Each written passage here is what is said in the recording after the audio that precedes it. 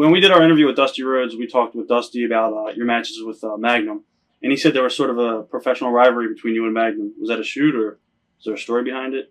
Well, it was just, I guess, the story is, the Russian Nightmare against the All-American Boy. And I didn't know Magnum real well when the angle started. And I kept pretty much to myself anyway in the business, as many would attest to. And so it was very much on just a professional level. A lot of guys, a lot of people ask, a lot of fans say, "Oh, you're all buddies," and this and the other. Well, some are, some aren't. And I didn't really buddy up with anybody. I didn't butt my nose into anybody's business. When I broke into the wrestling business and I made that decision to give it 110%, I also said I'm going to treat it like a business. It wasn't an ego thing for me. It wasn't like I was going to get on the phone and call my buddy and say, "Hey, watch me on TV. I'm going to be on WTBS, man, Channel 17. It wasn't about that for me at all. It was a business. I treated it as a business. And so every match I entered into, every angle I entered into, I took it fully as part of the business. And so with Magnum, it was on a very business level. In fact, I've done a number of radio call-in shows, and we'll take calls from the fans. And just recently, a fan was telling me, and one of the things I hear the most of are the Magnum series, the Best of 7 series with Magnum, and the realism of them. And man, you guys hit each other, you did, and it just became a natural. It was a natural angle. The people loved him, the people hated me, and so there was just a chemistry there between the two of us that just flowed, and because it did, it just got over just tremendously strong. What are your memories of some of the matches with Magnum, as far as the Best of the 7?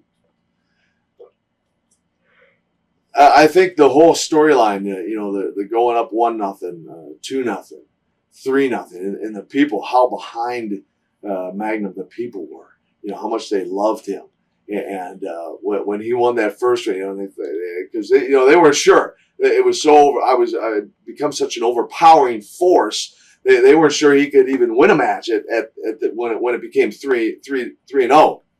And when he won that first one, man, the people just went ballistic, and there is hope, And so each match, as it built, I guess what I remember is the level of excitement in the buildings as we would come to the next match, and we would build it on television, and just the electricity in the building. So when he went 3-2 and won that second one, man, just the excitement level intensified, and then it went 3-3. And the people couldn't believe it, boy, this is the comeback. And understand too, never before, to my knowledge, prior to that, had wrestling ever seen any kind of best of 7 series like that.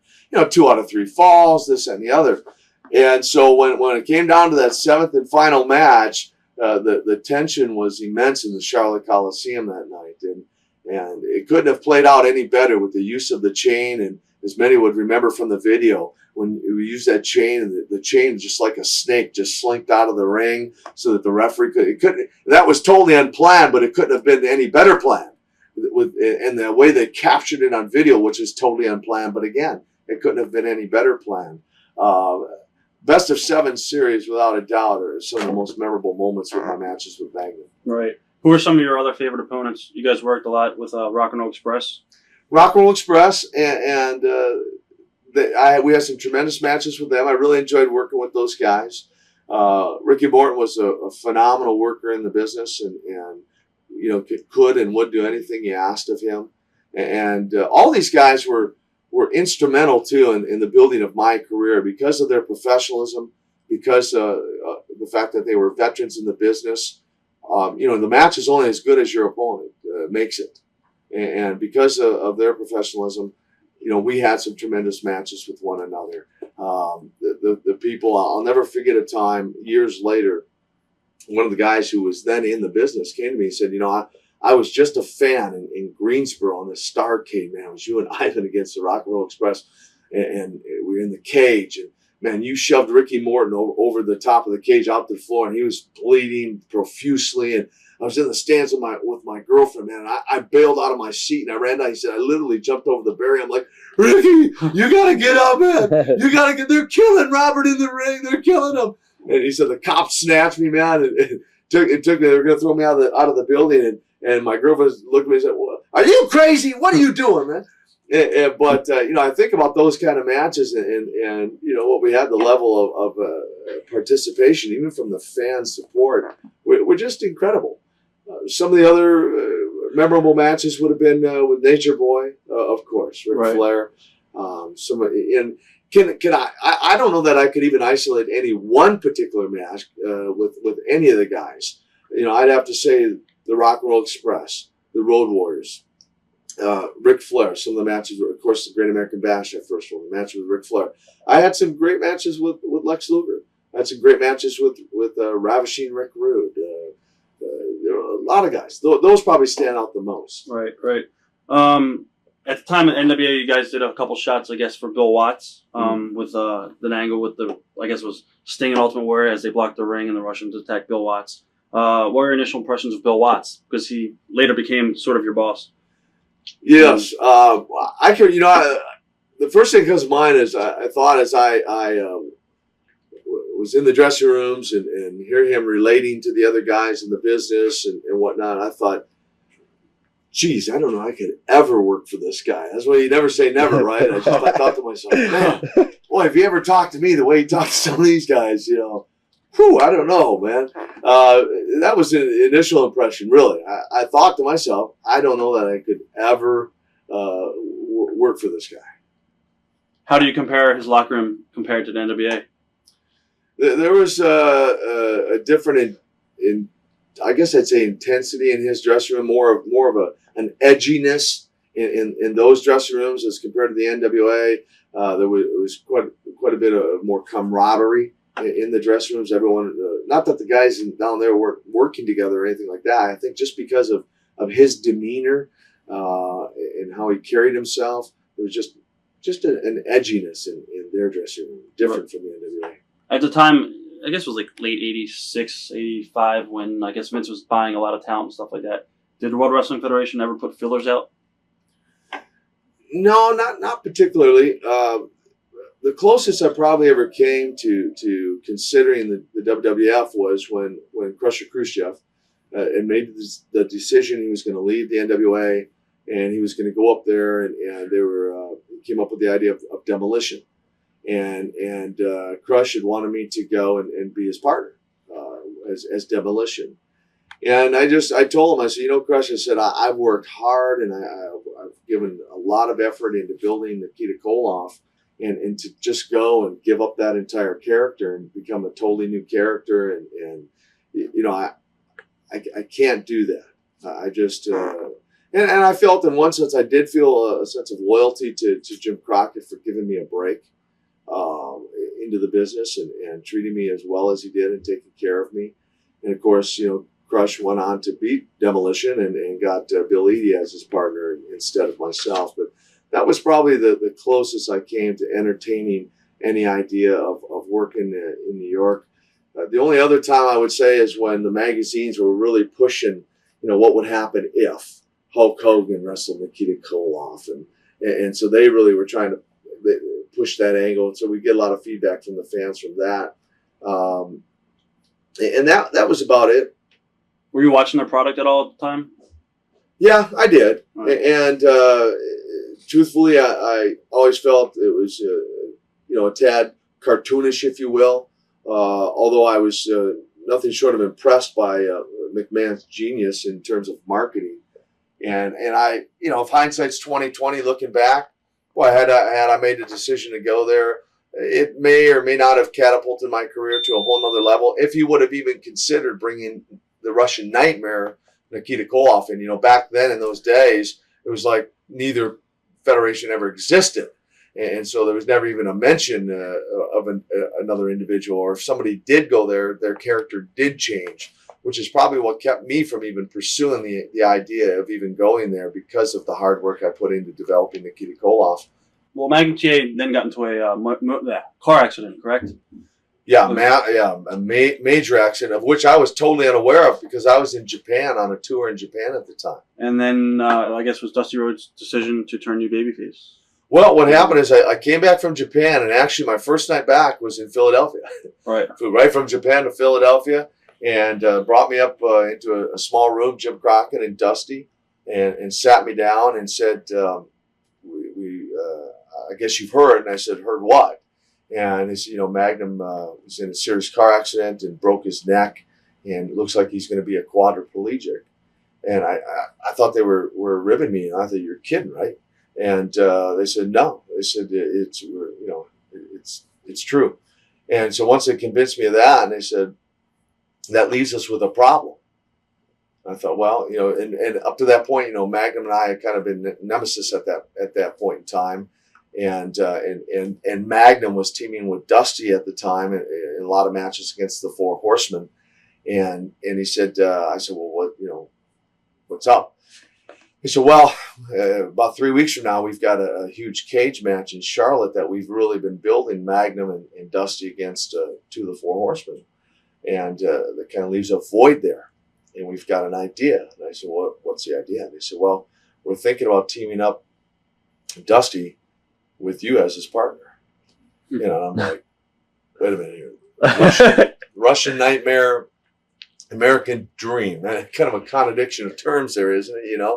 And I'm still only about 2 years into the business, so I'm really a neophyte in a sense. And I'm thinking to myself, well, Crockett's been around the business his whole entire life. Dusty's been a master of the business. Who am I to say, and so they're at, what do you think? And I'm like, hey, I guess if you think it'll work, then, I guess let's give it, and we can give it a shot. And I talked to Dusty a little bit more about it at length and get his feelings on it. Do you think it'll work? And once we concluded the conversation, the consensus was they really felt strongly that it would, nothing like that ever been done before, turn a Russian guy, babyface, and said, we really believe it will. So we said, let's do it. In fact, it was probably the best kept secret in wrestling. I know today's day and time, this could never happen. Too much exposure now. But the only guys who knew, once we made the decision to do it, the only guys that knew were myself, Dusty, and Jim Crockett. That's it. Not another person knew. It was the best kept secret, I think, in wrestling. Were you nervous going into that match? In a sense, I suppose. In fact, and again, what we did was we said, get to the building. Matches started at 8 o'clock. I didn't get there till 9 o'clock, so we knew everyone would pretty much be in the building. All the boys would be in their dressing rooms. Put a towel over my head. I wasn't even booked to be on the card that night. Walked in the building with a towel over my head. It was interesting when I walked into the babyface dressing room. The guys are kind of like, "You're in the wrong dressing room." I'm like, "No, I'm not," because they're in two different ends of the building, right? And I'm like, "No, I'm in the right one." They're like, "No, you're not." Like, "Yes, I am." "No, you're not." And because what's going through, you got to understand what's going through their mind is everyone's thinking, "Okay, I'm the mystery partner. They just haven't told me yet." Right. See, that's what all the other guys are thinking in the babyface dressing room. Never could they have fathomed that the Russian Nightmare would have been Dusty's partner. So you want to talk about jealousy and animosity. From number one, I break in the business having never been hit a wrestling rope, and now 2 years into the business, all of a sudden I'm the Booker's new partner, and there was. Yeah, you could have cut the air. The expression, the air's thick enough to cut it with a knife. Yeah, you probably could have that night. And I walked into so once that got settled, and when Jim Crockett walked in and said, "Oh, Nikki, how you doing?" Then the light kind of came on. The guys kind of knew, oh, now we know why he's here, And so in one sense, I guess there was some nervousness to the fact that, I've of course, been booed up to that time, and like I said, death threats and everything else. And so, I'm looking at it with trying to keep an open mind on it, and more than nervousness, I guess, excitement as to see what was going to happen with it. The crowd went crazy too. They were quiet at first because they were shocked. Yeah, it was. In fact, I think back on that night, if I had to pick one particular time in my career overall, I'd say that night was probably one of the most awesome, astounding nights for me personally, really in my lifetime. because the way we set it up, of course, was, Dusty his music would come up. The other guys were already in the cage.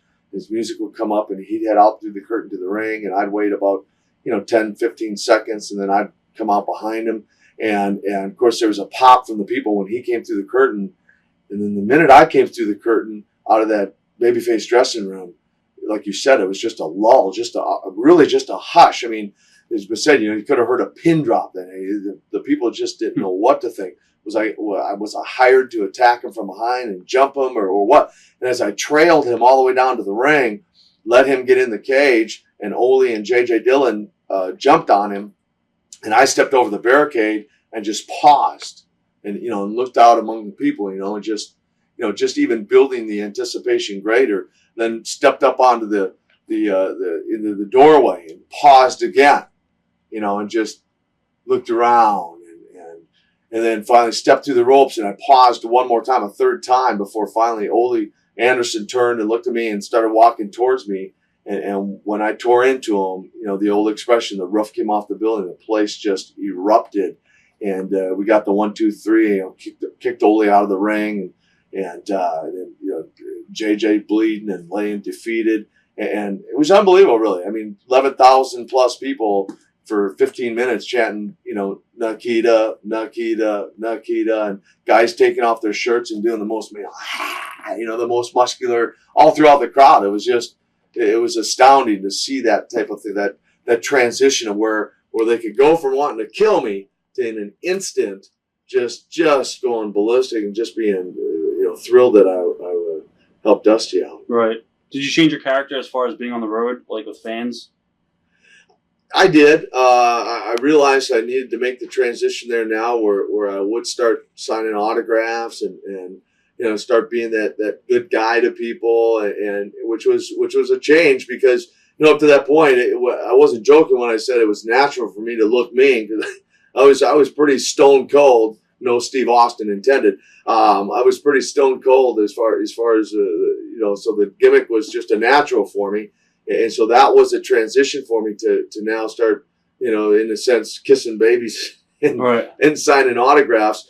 In the ring, I maintained, of course, basically the same style for the most part. But outside of the ring, it didn't take me long to realize that as the fan adulation and the fan following grew, that these were the people putting the bread on the table, and that I would want to accommodate them as best I could as a fan. Watch thousands of exclusive shoot interviews right now on TitleMatchNetwork.com.